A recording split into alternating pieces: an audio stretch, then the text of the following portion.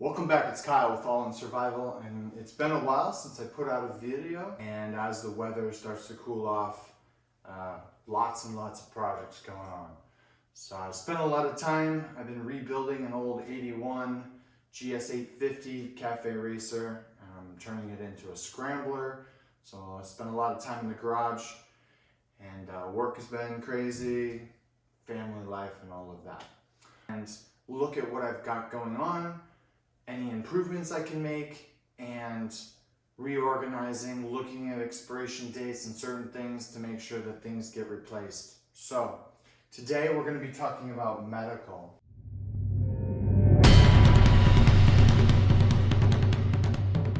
A few things in my neighborhood that need to stay inside. Most things in medical will go badly very quickly in a super hot environment. So luckily, I have space put aside for that. These two are my normal medical. One of them is basically a little bit more on the tactical, let's say, tourniquets and pressure dressings and chest seals and that on the actual gunshot and tactical. The other one is more like wound care and medications. So I started to look at the things that I had, and I decided maybe about 3 months ago that I was going to start making some changes and upgrading just a little bit. One of the things that I decided to do was take it out of the hard cases, and I decided to go with these red rolling bags. First off, red, first aid, blah. These are pretty cheap. They have nice. Now these are not super high expensive bags. I bought them for $55 each on Amazon. They took a while to come. It's really a small investment, I think. The other thing is, over the last 3 months, I have been, whenever I would go to Costco, on paydays, I would go on Amazon and I'd buy some bulk medical supplies, just to kind of build up my supplies a little bit more robust. Some medications, tons of over-the-counter stuff. I will show you a little bit of that, but I just wanted to talk to you a little bit. Today, what I'm going to be doing, I'm going to be pulling everything out. I'm going to be laying it all out and kind of going through it to make sure it's still serviceable, it's good, it doesn't need to be thrown away. This bag right over here is the one that has all the supplies that I've been squirreling away for 3 months. And I will be organizing them all. There'll be 3 bags when I'm finished. One will be heavy on the tactical type wound care, that type of things, pressure bandages, gauze, stuff like that, gunshot wound type stuff. The next one will be long-term wound care, and the last one will be household medications and things that we may need. I'm constantly thinking about what would happen if everything took a crap tomorrow and we just couldn't go to CVS, Walgreens, or Winco, or those type of things to get supplies. How long should you prepare for it? It's totally dependent on your mindset, but I usually think 6 months to a year medications. When the inflation started to go crazy, I started putting away just the normal everyday hair products and toothbrushes and toothpaste and all. I tried to get a year's worth of that stuff just put in the closet. Anyone in the house can go to it and pull it out and use it like it was, but it's there, right? So if you couldn't go buy some, this is kind of the way that I think about saving money and time and inflation. I will buy it today. It will be more expensive tomorrow. I will be using the dollars and the value of the dollars, that fiat currency that's really not any good. I will be using it today. It'll be less valuable later. So, and it might be very much valuable if by chance you can't get it, right? Supply and demand, that rule. Things go much higher in value if you can no longer find them on the shelves. All right, so I'm gonna go ahead and break. I'm gonna tear some of this stuff off. As you can tell, the sound isn't great. I'm in the living room. There's no way I could do all of this in my little office. And and I have some timelines when I do stuff like this in the house. I like to get everything done before the wife gets home from work. So I push to get things done. So my projects are one-day projects. Pull everything out, organize it, put it all back together, get it all stuffed back away. All right, I'll be back. All right, let's talk for a second. This huge pile of stuff right here is basically wound care long-term stuff that will likely get thrown away.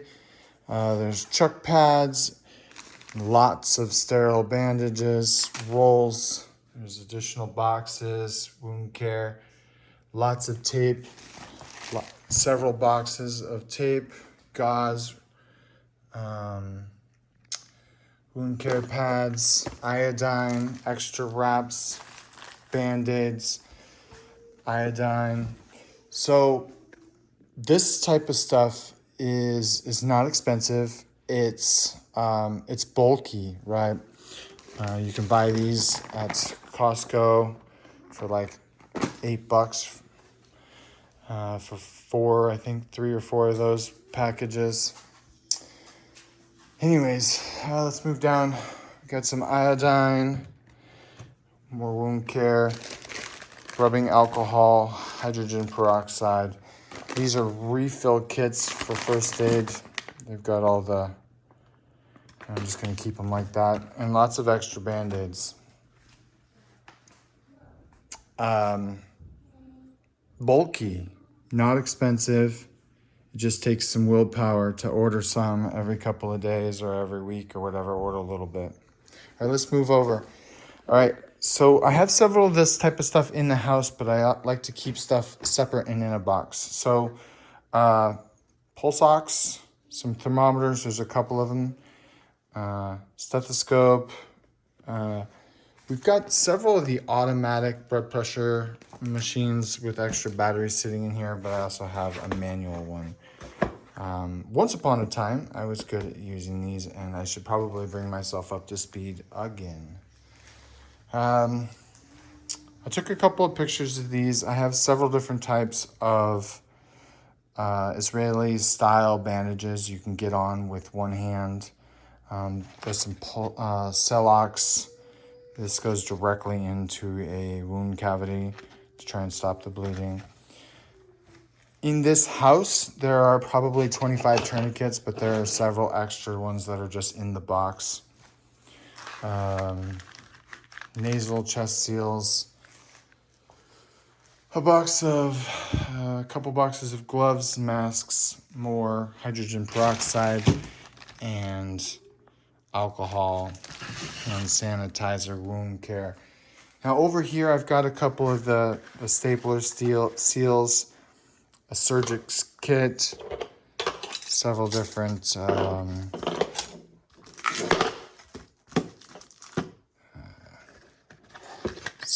tools and things, X-Acto knife. There are a couple of different, I have, all right, I wanted to break for a second because I wanted to open this up, but, and as I was looking around, I have this kit to learn how and to put in stitches. I need to play with this a little bit more, but I also have somewhere in this mess is several other boxes of stitching material.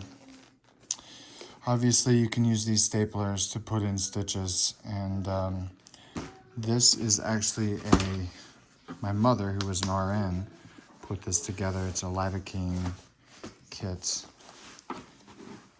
with actual needles and lidocaine mix, saline to numb an area before you have to get to work. All right, let's move over. All right, there are a few things here, some saline, an eye care kit. This is a tooth care kit, a couple instant cold packs. In fact, I purchased an entire box of them to throw into the kit. I went to Costco and ended up buying a bunch of supplements for my wife, myself, and the boy.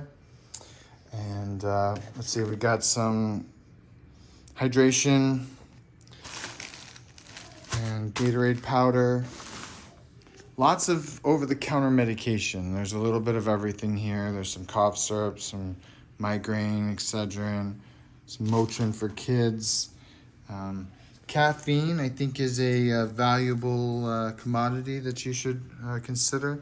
And I even got some low-dose aspirin, not necessarily for myself, but there are people out there that are on blood thinners that may not be able to get their hands on it. And that is a little bit of a help. Emergency. I'm not really going to go through all the medication, non-over-the-counter stuff, just for safety for myself. But there are plenty, anything that we've used in the house in the past. I'm not a fan of getting rid of stuff. Some of it will probably not be good, but some of it will. All right, so what I'm going to do now is I got Marley helping me here. What's up, bud? And we're gonna go ahead and start repacking these into the proper bags, and I'll be back. All right, so we cleared the table off and we made it into the bag. It is full, but I wanted to make sure that it was easy enough to show the most everything. This is the wound care bag, which I will be sealing up and actually writing wound care on the outside of the bag. Quickly grab. All right, I've loaded this one up and we've got all of these sitting this way. Remember, this is not your first aid kit, your trauma kit. This is a resupply cabinet, mobile resupply. Lastly, I didn't show them in the video, but I have 2 of these Black Hawk litters. That's our tactical litters, and they will be in here as well. So I'm going to seal that bad boy up, and this was going to be the tactical resupply bag. All right, thanks for your help. All right, okay. All right, we're back. Now, this project took about 3 hours. I went through pretty much everything and looked at it. There was only a couple items that needed to be tossed. You should be looking at your stuff. Don't just pack it away and never forget about it. The day will come when you need it. I truly, truly believe that. I would not be doing what I'm doing if that wasn't the case. But you don't want to forget about your stuff and then 5 years later come back and nothing's, it's a mess. Something got in there, something was leaking, everything needs to be replaced. So, all right, so let's talk about these. First off, these are not first aid kits. Not first aid kits. You should have a first aid kit. You should have a blowout kit on your kit. You should have a first aid kit in your truck. You should have one in the house. These are resupply kits. These are like having a first aid cabinet that's extensive, right? And these are mobile. So, once you've gotten your first aid kit done for your house, one for your kids, one for your go bag, one for your vehicle, once all of those are squared away and you've started to accumulate stuff, start looking at what you have. This is just a guide. I'm not telling you to do anything. I'm tired. I don't like that. I'm not going to get on camera and tell you what you have to do, right? This could be very daunting for somebody who's new to prepping, to see this amount of stuff and think, where do I start? What do I do? That's too much money.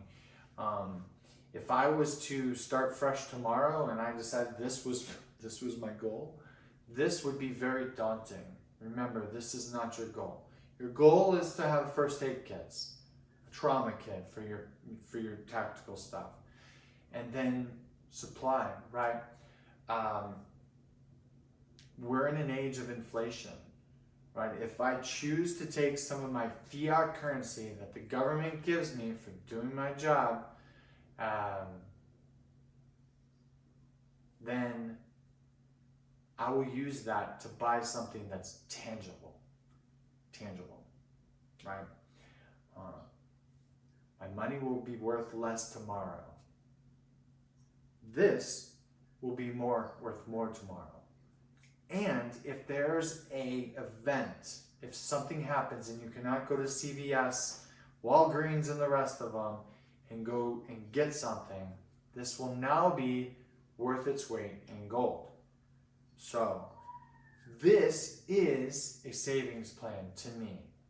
For at least 10 years, I have budgeted every single month, one month after the next. And I know that it's daunting. It's also difficult in these times. My family is feeling the inflation just like everybody else, I tell you. But I refuse to not be ready if all of a sudden tomorrow the dollar is worth zero, the bank shut down, nobody's taking credit card transactions, and then what, right? So, there are many things that you can do to move your fiat currency into items. We've talked about it a little bit in the past. Medical supplies is one of them.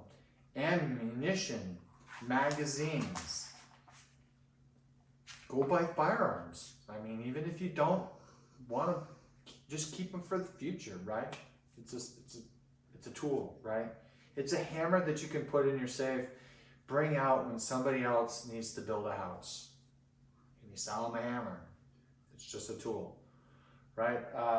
Freeze-dried food, silver, gold. These are all items. And keep that in mind. As things get a little bit worse, if you have money in the savings, I once read a book where a guy at the last minute went online and he ordered 1 million different things from credit cards and almost nothing showed up.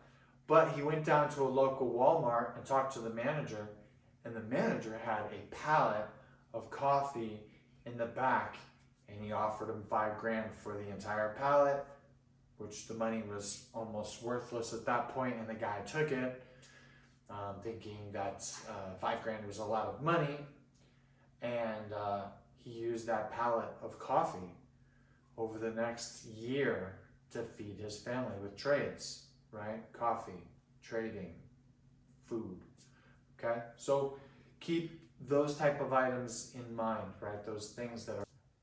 Next, I'm going to be working on a Minuteman box. There are a lot of connotations, some of them negative, to having a Minuteman box.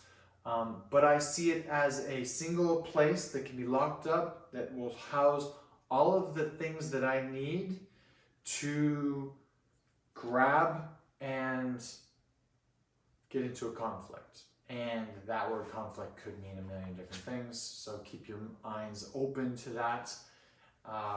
Anyways, I'm going to be working on a Minuteman box. And then after that, I'm looking at my fuel storage situation, and I'm going to upgrade and reevaluate some stuff with that, and I'll take you along on that. Lastly, I bought an interesting slingshot that shoots arrows. Very fun and interesting little piece of kit. I'm going to be, I'm working on buying a few things for it, and then I'm going to get a target and I'm going to start practicing and getting good with it, and I'll bring you along for that. So there are things on the horizon. Thank you for sticking with me. I know that it's been a little while since I put out a video. The summertime is extremely busy doing what I do, and things are starting to slow down a little bit. Next week I'll be taking the family on a vacation, and then I'll be right back at it. As always, stay safe out there.